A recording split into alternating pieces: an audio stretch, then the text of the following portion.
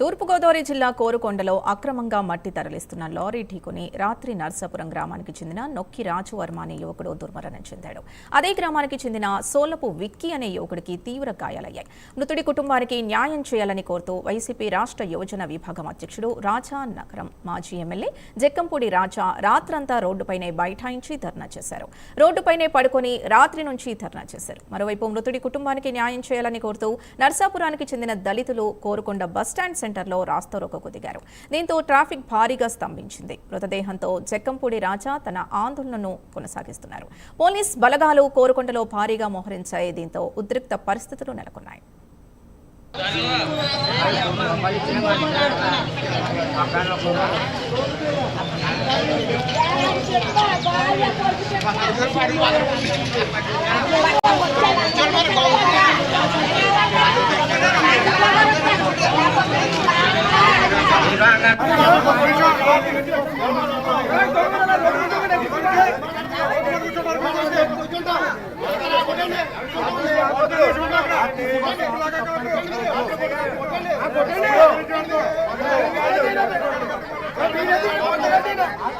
గడిచినటువంటి 2 సంవత్సరాలుగా ఈ కూటమి ప్రభుత్వం పరిపాలనలోకి వచ్చిన తర్వాత పెద్ద ఎత్తున రాజానగరం నియోజకవర్గంలో మట్టి మాఫియా నడుస్తూ ఉంది. ఒక్క కోరుకొండ మండలంలో 22 గ్రామాలు ఉన్నటువంటి ఈ ఒక్క మండలంలోనే దాదాపుగా 14 చెరువులు. మీరు వెళ్ళి గాడాలు చూడండి, మధురపూడి చూడండి, నిడిగట్ల చూడండి, రాఘవాపురం, మునగాల, గాదరాడ, నర్సాపురం, ఒక చోట కాదు 2 చోట్ల కాదు 14 చోట్ల.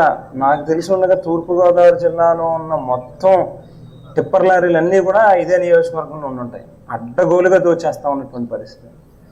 ఈ మధ్యకాలంలో అనేక యాక్సిడెంట్, ప్రతిరోజు కూడా ఎక్కడో చోట ఎవరో ఒకరు కాలో చెయ్యి ఎరిగిపోవడం, ఎవరో ఒకరు ప్రాణాలు పోవడం, ప్రతిరోజు కూడా ఇదే రకమైనటువంటి వార్తలు వినిపిస్తూ ఉన్న పరిస్థితి. లారీల యాక్సిడెంట్లో నిన్న రాత్రి నొక్కప్పారావు గారిని నర్సాపురం గ్రామానికి సర్పంచ్గా పనిచేసినటువంటి వ్యక్తి, ఎస్సీ సామాజిక వర్గానికి సంబంధించినటువంటి ఒక చిన్న కుటుంబం, ఒక్కగానొక్క కొడుకు పాపం రాత్రి క్యాటరింగ్ పని మీద అని చెప్పి వెళ్తా ఉంటే అతను రాత్రి మట్టి లారీ గుద్దేయడంతో స్పాట్లోనే అతను చనిపోయాడు.